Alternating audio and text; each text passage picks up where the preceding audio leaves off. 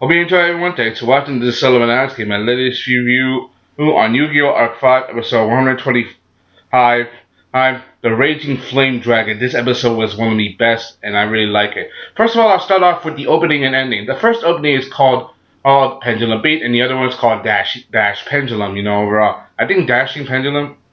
And overall, the openings were different. Like they both had their own unique quality. The opening had all the boys together, in their names, but they spelled out their name in the English language version. I saw Dylan. Dylan from Coolest Gamers could best describe. I did a reaction video to both the opening and ending. I didn't want to do though because I recently did a live reaction video and it got pulled because of copyright notice. Damn copyright notice, sucks, I need a sponsor, fast. Nice, the way things went, the way it goes, overall, it's pretty interesting when you think about it. Being there, in I really liked how the opening and ending, even though it was a pretty light theme, like, it had that rock theme, that kind of hard rock a little bit, and cause I hear it was from a boy band in Japan, some Japanese boy band did it. So you can understand the rock theme, especially when you have all the boys, and you get the girls. We also get to see a new dragon, and that dragon is definitely badass. I'm gonna tell you what it is, overall, it's definitely very unique. And when you think about it,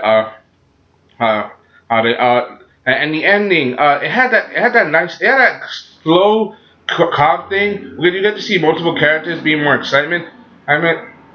It's pretty exciting. You get to see all the you boys, all the you girls playing around, having fun. They're all being nice. One of my favorite, was the Shun walking in on Yuto and Ruri. It's pretty funny, especially when they confirmed that they was kind of in the last episode that they were kind of like an item. I don't think technically an item, but I don't think Shun knew something. He's not an idiot, so Shun knew something. If you guys are a fan and all about shippings, you guys know this is probably one of the biggest shippings we've seen in Yu-Gi-Oh! Arc 5.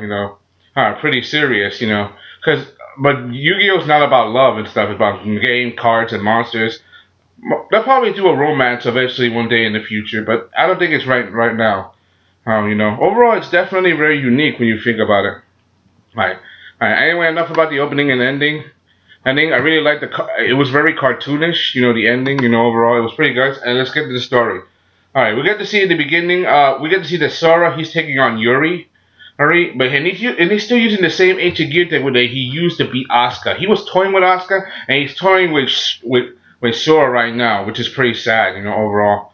I really don't want to see Sora die, which is pretty messed up. We already seen like a bunch of characters get canned.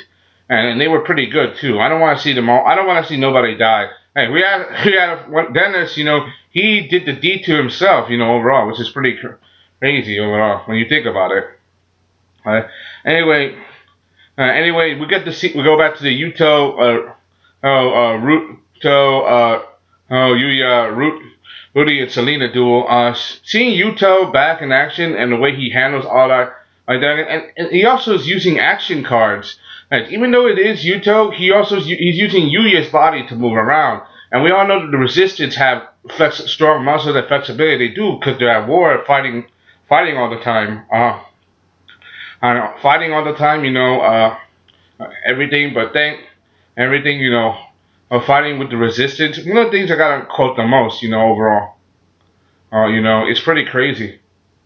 Seeing how he handles action cards, the way they went back and forth.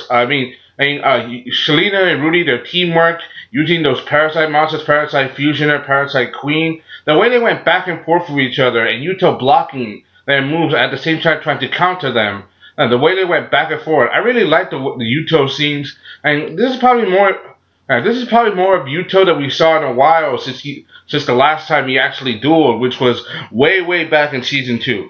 Well, that was way back in Season 2. I just wish which is a pretty long time we got to see him duel.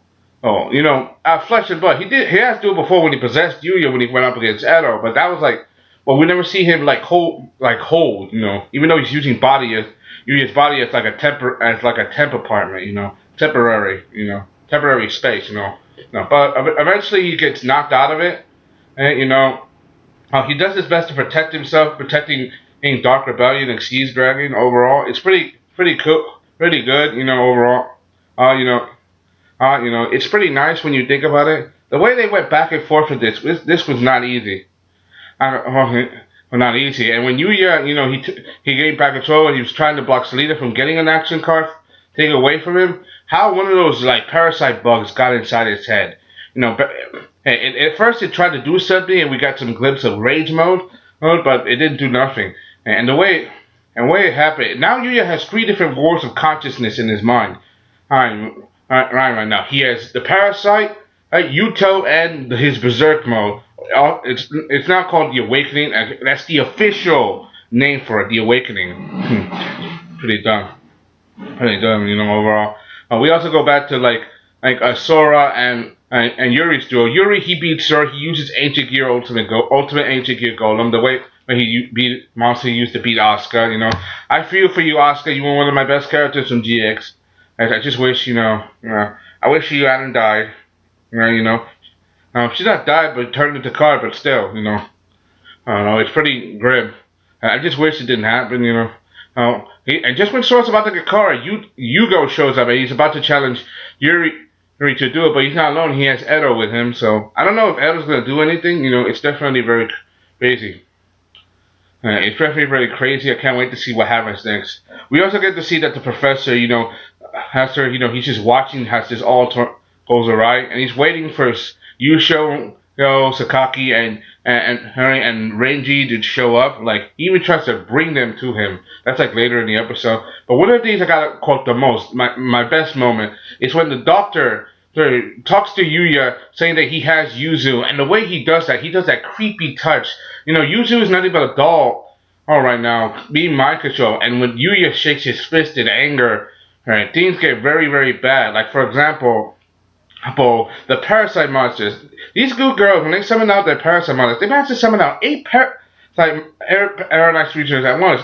I know in the card game, in the TCG, you're supposed to summon 6 of the same copy of monster, but you know, this is radically different. The way these two work each other, you know, summoning out Parasite Queen, they even strengthen her attack points once to 5,400, but that doesn't last long. Like, for example, Yuya, he summons, with his anger and rage, seeing that Yuzu is becoming a puppet and a slave, and knowing that he's being mocked right now, having this professor just have his filthy hands on Yuzu, he lost it, and he lost it so bad that he just goes into berserk.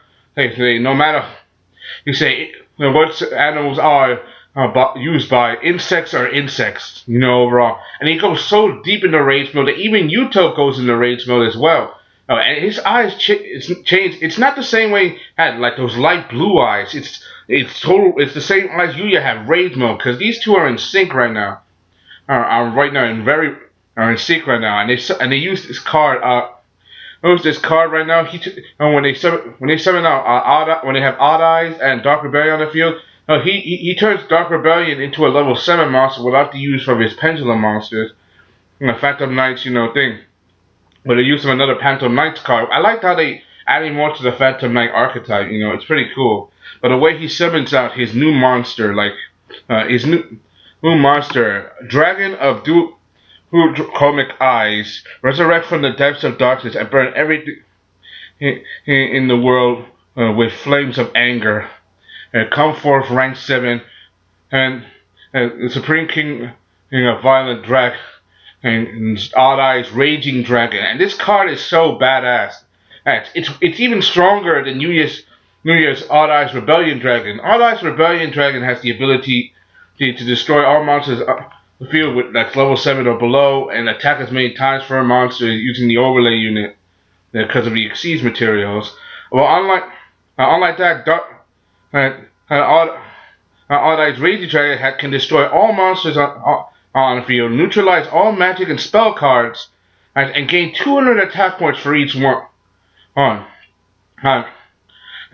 this monster was so OP, like the way it wiped, and the way Yuya, he had that, and when he launched out his attack, he had this covered in like these dark bluish flames, like right now. And he had that purple dark aura right now. The way he destroyed Serena and Ruri without hesitating, even though it was in rage mode. The way he just snapped right now. It's just the darkness that Leo Escava was waiting for. The darkness. It's just the reason why he was afraid of Yuya and the other boys. I mean, it makes a lot of sense if you think about it objectively from an eye. Even though it's definitely very unique. And that dragon, it looks like what happened if you take off all the armor of Odd Eye's Rebellion Dragon and then upgraded it, and then see what it's like underneath and upgraded it, and then you get this dragon. And this should have been an upgrade to Odd Eye's Rebellion Dragon. What do you think? Because that was pretty nice. And this dragon is its blue fire wiping away everything like jet fuel, But then again, things go. Yuya realizes what he's done, overall. He tries to talk to the girls, see if they're all right, Shun is still down because of the taser. Selena kicks him and runs off, luring Yuya into a trap when he's trapped in the cage. And the professor, is keeping him trapped and turning on the TV screen and watching as his father and Uncle Leo have their face-to-face. And the next episode is called The Day the Devil Was Born. It looks like we're going to see the secret origins of why the four worlds were one, why they were split, and what was the horrible duelist that caused it. What was the event that caused the universe to split apart into four? I can't wait to see what happens next, Overall, this was a very good episode. Very dark. Even though the theme was light, the opening and anything were light, I can't wait to see what the end of this. It looks like we're getting closer to the final arc. This is literally the final season of Arc 5. I can't wait to see what happens next. What about you?